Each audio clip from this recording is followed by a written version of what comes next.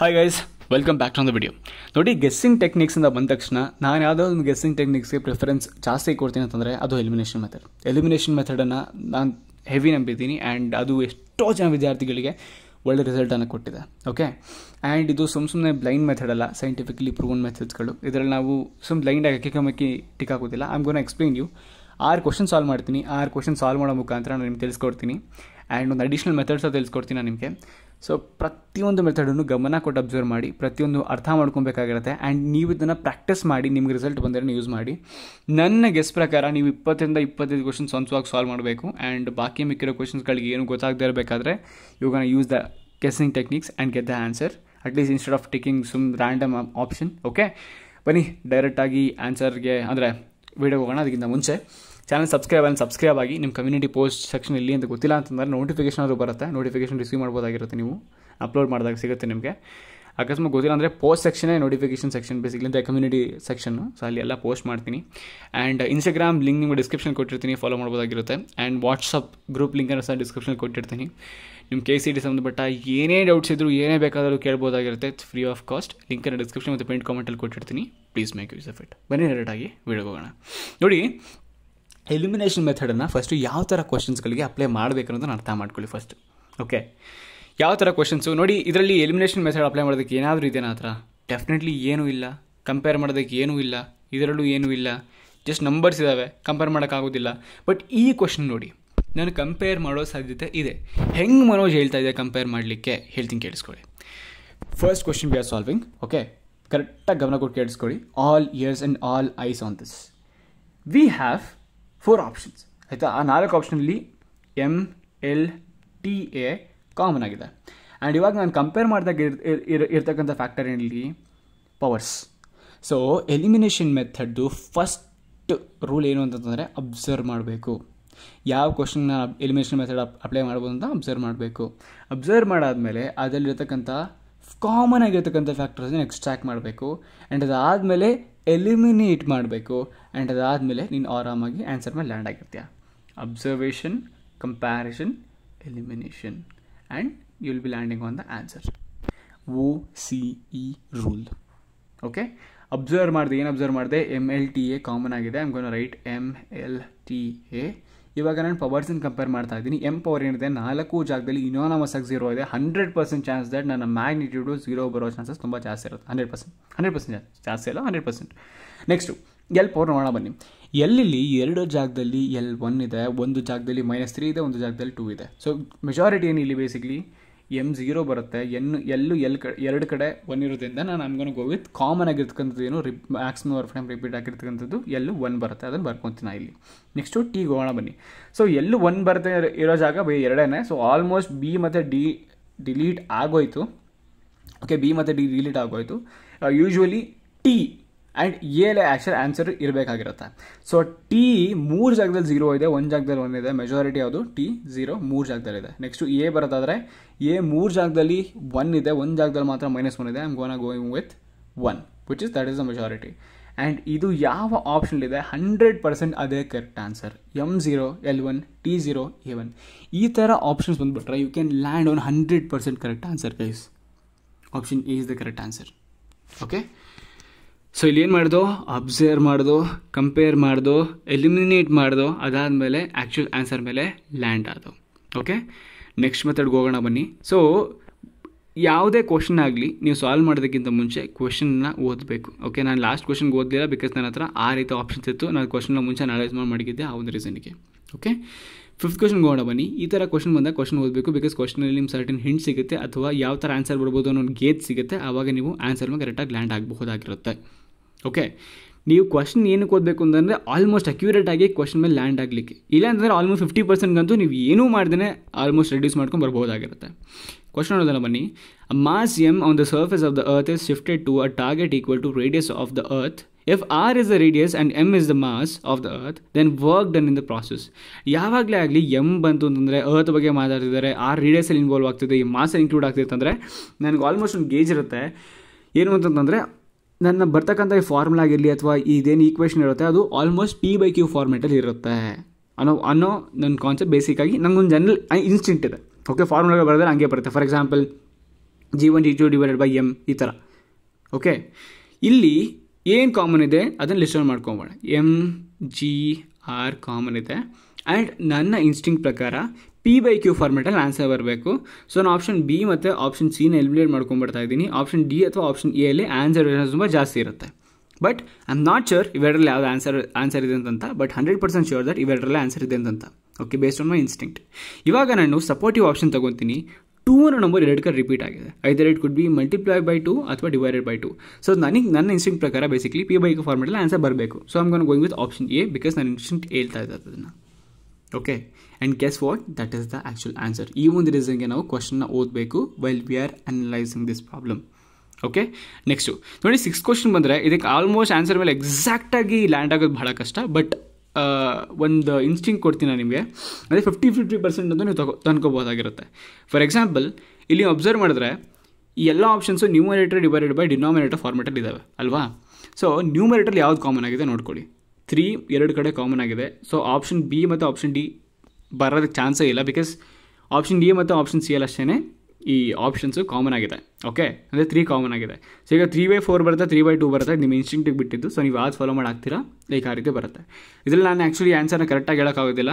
Reason being, ಈ ಒಂದು ಕ್ವಶನ್ಗಳು, ಈ ಥರ ಕ್ವಶನ್ಗಳಿಗೆ ನಮ್ಮ ಫಾಲೋಯಿಂಗ್ ಇನ್ಸ್ಟಿಂಕ್ಟು ಬೇಸಿಕಲಿ ಎಲಿಮಿನೇಟ್ ಮಾಡೋವರೆಗೂ ಬರುತ್ತೆ, 50% ಬರುತ್ತೆ. ಅದಾದಮೇಲೆ ನೀವು ಇನ್ಸ್ಟಿಂಕ್ಟ್ ಫಾಲೋ ಮಾಡಿ ಆ್ಯಕ್ಚುಲಿ ಆನ್ಸರ್ನ ತೆಗಿಬೋದಾಗಿರುತ್ತೆ. But least I reduced your tension from 25% to 50%. Okay, next ಕ್ವಶನ್ಗೆ ಹೋಗೋಣ ಬನ್ನಿ. 9th ಕ್ವಶನ್ ನೋಡಿ. 9th ಕ್ವಶನ್ ಥರ ಕ್ವಶನ್ಗಳು ಬಂದರೆ ಆಲ್ಮೋಸ್ಟ್ ಕರೆಕ್ಟಾಗಿ ಆನ್ಸರ್ ಮೇಲೆ ನೀವು ಲ್ಯಾಂಡ್ ಆಗಬಹುದಾಗಿರುತ್ತೆ. ಓಕೆ, ಸೊ ಅಬ್ಸರ್ವ್ ಮಾಡಿ, ನಮ್ಮ ಹತ್ರ ಏನಿದೆ, ಇಲ್ಲಿ 2 M ಇದೆ. ಓಕೆ, ಕೋಲನ್ M ಇದೆ. ಇಲ್ಲಿ M1 M2 ಅಥವಾ M2 M1 ಬರೋ ಚಾನ್ಸ್ ತುಂಬ ಜಾಸ್ತಿ ಇರುತ್ತೆ. ಕಂಪೇರ್ ಮಾಡೋಣ M1 M2 ಅಕರೆನ್ಸ್ ಎಷ್ಟಿರುತ್ತೆ ಅಂತ. ಒಂದು ಜಾಗದಲ್ಲಿ M1 M2 ಇದೆ, ಇಲ್ಲಿ M2 M1 ಇದೆ, ಇಲ್ಲಿ M1 M2 ಇದೆ, ಇಲ್ಲಿ M1 M2 ಇದೆ. M1 M2 ಏನು ಮಾತಾಡ್ತಿದ್ದೀನಿ, ನಂಬರ್ ಇದೆ ನೋಡಿಕೊಳ್ಳಿ, ಆ ಆರ್ಡ್ರ್. ಓಕೆ, ಸೊ 3 ಜಾಗದಲ್ಲಿ ನಮಗೆ M1 M2 ಬಂದಿದೆ. M1 M2 ಒಂದೇ ಒಂದು ಜಾಗದಲ್ಲಿ ಮಾತ್ರ ನಮಗೆ M2 M1 ಬಂದಿದೆ. So I'm gonna eliminate option B completely. Okay, next ವಿಚಿತ್ರವಾಗಿರ್ತಕ್ಕಂಥದ್ದು ಏನು ಅಬ್ಸರ್ವ್ ಮಾಡೋಣ ಬನ್ನಿ. ಸ್ಕ್ವೇರ್. ಓಕೆ, ಪವರ್ ಬರೀ M ಮಾತ್ರ ಮಾತಾಡ್ತಾ ಇದ್ದೀನಿ. ರೂಟು ಓವರಾಲ್ ಬರುತ್ತೆ, ಬಟ್ ಬರೀ M ಪವರ್ ಇದನ್ನು ಮಾತ್ರ ಅಬ್ಸರ್ವ್ ಮಾಡ್ತಾ ಇದ್ದೀನಿ. ಸೊ 1ಕ್ಕೆ ಮಾತ್ರ ಪವರ್ ಇದೆ, 3ಕ್ಕೆ ಪವರ್ ಇಲ್ಲ. So almost option D correct ಆಗೋ ಚಾನ್ಸಸ್ ತುಂಬ ಕಡಿಮೆ ಇರುತ್ತೆ. I'm gonna eliminate even option D and option B. So ನನಗೆ ಗೊತ್ತಿರೋ ಪ್ರಕಾರ ಇವಾಗ M1 M2 ಬರೋ ಚಾನ್ಸಸ್ ತುಂಬ ಜಾಸ್ತಿ ಇರುತ್ತೆ. ಆಪ್ಷನ್ ಎ ಅಥವಾ ಆಪ್ಷನ್ ಸಿ ಆನ್ಸರ್ ಇರುತ್ತೆ. ಸೊ ನಾರ್ಮಲಾ ಅಥವಾ ಇದಾ ಅಂತಂತ ನನಗೆ ಗೊತ್ತಿಲ್ಲ. ಸೊ ಯೂಶ್ವಲಿ ಆನ್ಸರ್ ನಾರ್ಮಲಾಗಿ ಇಟ್ಟಿರೋದ್ರಲ್ಲಿ ತುಂಬ ಕಡಿಮೆ ಇರುತ್ತೆ. ಯಾವ್ದು ಸ್ವಲ್ಪ ವಿಚಿತ್ರವಾಗಿರುತ್ತೆ ಅದರಲ್ಲಿ ಆನ್ಸರ್ ಇಟ್ಟಿರ್ತಾರೆ. ಸೊ ಆ ಒಂದು ರೀಸನ್ಗೆ I am going with option C. ನೋಡಿ, I want you to get the sense of everything that I am solving here. ನಾನು ಯಾವ ರೀತಿ ಯೋಚನೆ ಮಾಡ್ತಾ ಇದ್ದೀನಿ ದಯವಿಟ್ಟು ಅದನ್ನು ಅಬ್ಸರ್ವ್ ಮಾಡಿ. ಓಕೆ, ನೆಕ್ಸ್ಟು ಇದೇ ಥರ ಸಿಮಿಲರ್ ಕ್ವಶನ್ ಇನ್ನೊಂದು ಸಾಲ್ವ್ ಮಾಡಿಸ್ತೀನಿ ಬನ್ನಿ. ಫಾರ್ ಎಕ್ಸಾಂಪಲ್ 26th ಕ್ವಶನ್ ಅದು. ಓಕೆ, 26th ಸಿಮಿಲರ್ ಅಲ್ಲಿ ನಮಗೇನಿದೆ, R1 ಇದೆ, R2 ಇದೆ. ಓಕೆ, R1 ಇದೆ, R2 ಇದೆ. ಸೊ ಇವಾಗ ಫಸ್ಟ್ ಅಕರೆನ್ಸ್ ಏನು, R1 R2 ಇದೆ ಅಥವಾ R2 R1 ಇದೆ ಅಂತ ಅಬ್ಸರ್ವ್ ಮಾಡ್ಬೇಕು ನಾವು. R1 R2 ಒಂದು ಸಿಕ್ತು, R2 R1 ಒಂದು ಸಿಕ್ತು, R1 R2 2 ಸಿಕ್ತು, R1 R2 3 ಸಿಕ್ತು. ಸೊ R1 R2 ಬರೋ ಚಾನ್ಸ್ ತುಂಬ ಜಾಸ್ತಿ ಇರುತ್ತೆ. R1 R2 ನೆಕ್ಸ್ಟ್ ಇಲ್ಲಿ ಮಧ್ಯದಲ್ಲಿ ಸೈನ್ ಇದೆ. ಓಕೆ, ಪ್ಲಸ್ ಅಥವಾ ಮೈನಸ್ ಸೈನ್ ಇದೆ, ಅದನ್ನು ಕಂಪೇರ್ ಮಾಡೋಣ. ಓಕೆ, ಒಂದು ಕಡೆ ಪ್ಲಸ್ ಇದೆ, ಇನ್ನು ಬಾಕಿ 3 ಕಡೆ ಮೈನಸ್ ಇದೆ. ಓಕೆ, ಬಾಕಿ 3 ಕಡೆ ಮೈನಸ್ ಇದೆ. ಸೊ ನಾನು R1 R2 ಕಂಪ್ಯಾರಿಷನಲ್ಲಿ ಆಪ್ಷನ್ ಬಿನ ಆಗಲೇ ಎಲಿಮಿನೇಟ್ ಮಾಡ್ಕೊಂಡ್ಬಿಟ್ಟಿದ್ದೀನಿ. R1 R2 ಕಂಪ್ಯಾರಿಷನ್ ಆಗಲೇ ಆಪ್ಷನ್ ಬಿನ ಎಲಿಮಿನೇಟ್ ಮಾಡ್ಕೊಂಡ್ಬಿಟ್ಟಿದ್ದೀನಿ ಬಿಕಾಸ್ ಅದು R2 R1 ಬಂದಿತ್ತು. ನೆಕ್ಸ್ಟು ಸೈನ್ ಕಂಪ್ಯಾರಿಸನ್ ನಾನು ಆಪ್ಷನ್ ಏನೇ ಎಲಿಮಿನೇಟ್ ಮಾಡ್ಕೊತಾ ಇದ್ದೀನಿ ಬಿಕಾಸ್ ಅಲ್ಲೊಂದು ಕಡೆ ಮಾತ್ರ ಪ್ಲಸ್ ಇದೆ, ಬಾಕಿ ಕಡೆ ಎಲ್ಲ ಮೈನಸ್ ಇದೆ. ಸೊ R1 ಮೈನಸ್ R2 ಬರೋ ಚಾನ್ಸ್ ತುಂಬ ಜಾಸ್ತಿ ಇರುತ್ತೆ. ಐದರ್ ನನ್ನ ಕರೆಕ್ಟ್ ಆನ್ಸರು ಸಿ ಅಥವಾ ಡಿ ಅಲ್ಲಿ ಇರೋ ಚಾನ್ಸ್ ತುಂಬ ಜಾಸ್ತಿ ಇರುತ್ತೆ.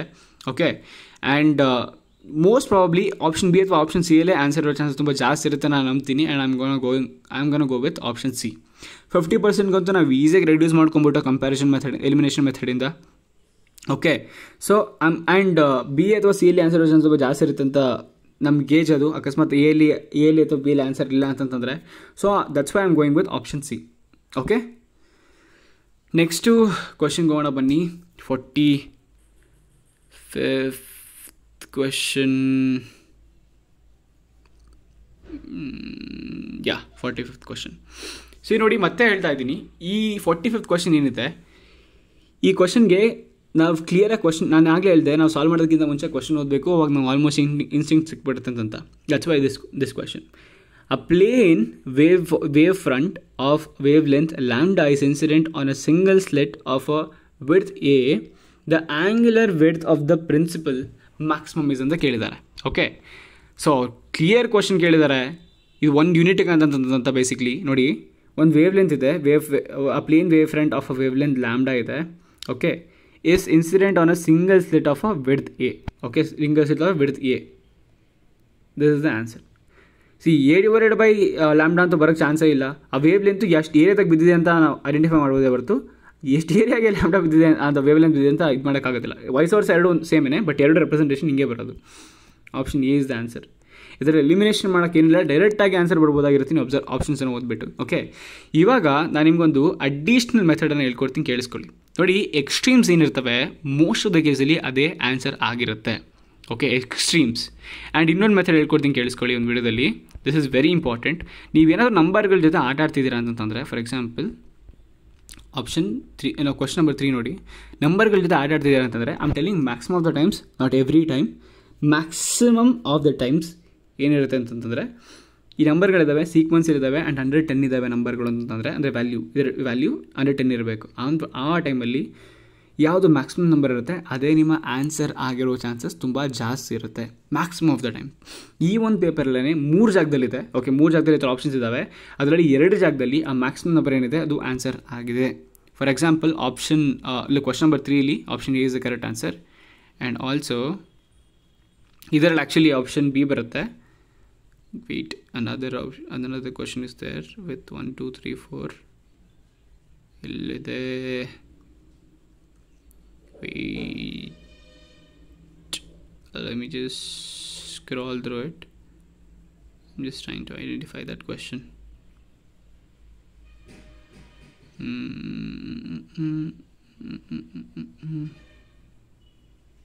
ಯಾವುದೋ ಇದರಲ್ಲಿ ಆ್ಯಕ್ಚುಲಿ ಇದೆ, ಒಂದು ಕ್ವೆಶನ್ ಇದೆ. ಒಂದು ಕ್ವೆಶನಲ್ಲಿ ಬೇಸಿಕ್ಲಿ ಹೆಂಗಿದೆ ಅಂತಂತಂದರೆ, ಯಾವುದು 1 ಇದೆ ಅದೇ ಮ್ಯಾಕ್ಸಿಮಮ್ ನಮ್ಮ ಆನ್ಸರ್ ಆಗಿರುತ್ತೆ. ಓಕೆ, ಸೊ ಆ ಒಂದು ರೀಸನ್ಗೆ ಹೇಳ್ತಾ ಇದ್ದೀನಿ. ಸೊ ನೀವೇನಾದರೂ ಈ ಥರ ಇನ್ಸ್ಟಿಂಕ್ಟ್ ನೋಡಿ ಗೆಸ್ ಮಾಡೋವಂಥ ಆಪ್ಷನ್ ಬಂದರೆ, ಆಲ್ಮೋಸ್ಟ್ ಯಾವ ಜಾಗದಲ್ಲಿ ಈ ರೀತಿ ಇರುತ್ತೆ ಅಂತಂದರೆ 1 2 3 4 ಇನ್ಕ್ರೀಸಿಂಗ್ ಆರ್ಡರ್ ಇರುತ್ತೆ, ಆ ಒಂದು ಪಾಯಿಂಟ್ ಆಫ್ ಟೈಮಲ್ಲಿ you can go with the option which is the larger one among 10.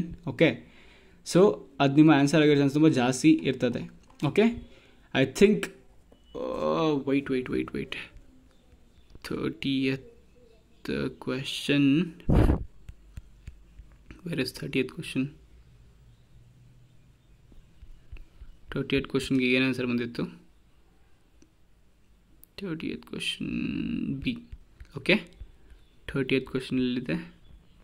ಹಾಂ, 1 2 3 4 ನೋಡಿ, ಸೇಮ್ 1 2 3 4 ಇದೆ, 110 ಸೀಕ್ವೆನ್ಸ್ ಆಗಿದೆ. 1 2 3 4 ಮ್ಯಾಕ್ಸಿಮಮ್ ನಂಬರ್ ಯಾವುದು 4. ನಾವು ಇದೇ ಇದರಲ್ಲಿ ಆಲ್ಮೋಸ್ಟ್ 3 ನೋಡ್ದೋ. ಓಕೆ, 3 ಈ ಥರ ಅಕರೆನ್ಸ್ ಇದೆ, ಬಟ್ ಅದರಲ್ಲಿ 2 ಅಕರೆನ್ಸಲ್ಲಿ ಆಲ್ಮೋಸ್ಟ್ ಎಲ್ಲಿ ಈ ಥರ ಇದೆ, ಆ 2 ಅಕರೆನ್ಸಲ್ಲಿ ಮ್ಯಾಕ್ಸಿಮಮ್ ನಂಬರ್ ಆನ್ಸರ್ ಆಗಿತ್ತು. ಫಾರ್ ಎಕ್ಸಾಂಪಲ್ ಕ್ವಶನ್ ನಂಬರ್ 3 ನೋಡಿ, ಆ್ಯಂಡ್ ಕ್ವಶನ್ ನಂಬರ್ 8 ಮತ್ತು ಕ್ವಶನ್ ನಂಬರ್ 30, 3 ಕ್ವಶನ್ ಈ ಥರ ಬಂದಿತ್ತು. ಆ್ಯಂಡ್ ಆಲ್ಮೋಸ್ಟ್ ಎಲ್ಲ 110 ಇದ್ದಾವೆ. ಅದರಲ್ಲಿ 2 ಕ್ವಶನ್ನು ಮ್ಯಾಕ್ಸಿಮಮ್ ನಂಬರನ್ನು ಆನ್ಸರ್ ಆಗಿ ಪಡೆದಿತ್ತು. ಬೇಕಾದ್ರೆ ನಾನು ಹೇಳೋದು ನಂಬೇಡಿ, ನೀವು ಬೇಕಾದ್ರೆ ಮಲ್ಟಿಪಲ್ ಕ್ವಶನ್ ಪೇಪರ್ಗಳನ್ನ ತೊಗೊಂಡು ನೋಡಿ, ಆ್ಯಂಡ್ ಅದರಲ್ಲಿ ಆಲ್ಮೋಸ್ಟ್ ಇದು ಆನ್ಸರ್ ಆಗಿರುತ್ತೆ.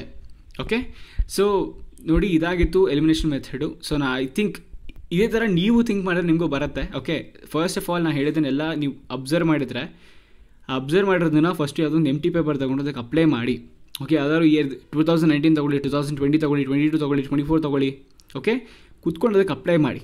ನಿಮ್ಗೆ ರಿಸಲ್ಟ್ ಬಂತ ಆವಾಗಲೇ ಅಪ್ಲೈ ಮಾಡಿ ನೀವು ಎಕ್ಸಾಮಲ್ಲಿ, ಇಲ್ಲಾಂದರೆ ಅಪ್ಲೈ ಮಾಡೋಕ್ಕೆ ಹೋಗ್ಬೇಡಿ. ಬಿಕಾಸ್ ಪ್ರತಿಯೊಂದು ನಾನು ಹೇಳಿದಂಥ ಅಬ್ಸರ್ವ್ ಮಾಡಿದ ತಕ್ಷಣ ಬರೋದಿಲ್ಲ, ನೀವು ಪ್ರಾಕ್ಟೀಸ್ ಮಾಡಿದ್ರೆ ಬರ್ತಕ್ಕಂಥದ್ದು. ಇರೋ ಟೈಮನ್ನು ನೀವು ಐ ಥಿಂಕ್ ಮುಗಿಸ್ಕೊಂಡಿರಬೇಕು ಸಿಲೆಬಸ್ ಎಲ್ಲ. Only thing you should have now is formula sheets, methods, shortcut tricks, and ಜೊತೆಗೆ ಬೇಕಾಗಿರ್ತಕ್ಕಂಥ ಇದು ಏನಪ್ಪ what is that elimination methods, guessing techniques. Okay, ಇದಿಷ್ಟು ನಿಮ್ಮ ಹ್ಯಾಂಡ್ಫುಲ್ ಆಗಿದ್ದರೆ ಯು ಕ್ಯಾನ್ ಸ್ಕೋರ್ ಎನಿಥಿಂಗ್. 30+ ಅಂತೂ ಖಂಡಿತ ಬಂದೇ ಬರುತ್ತೆ ಪ್ರತಿಯೊಂದು ಸಬ್ಜೆಕ್ಟಲ್ಲೂ. And that's what I wanted from you guys.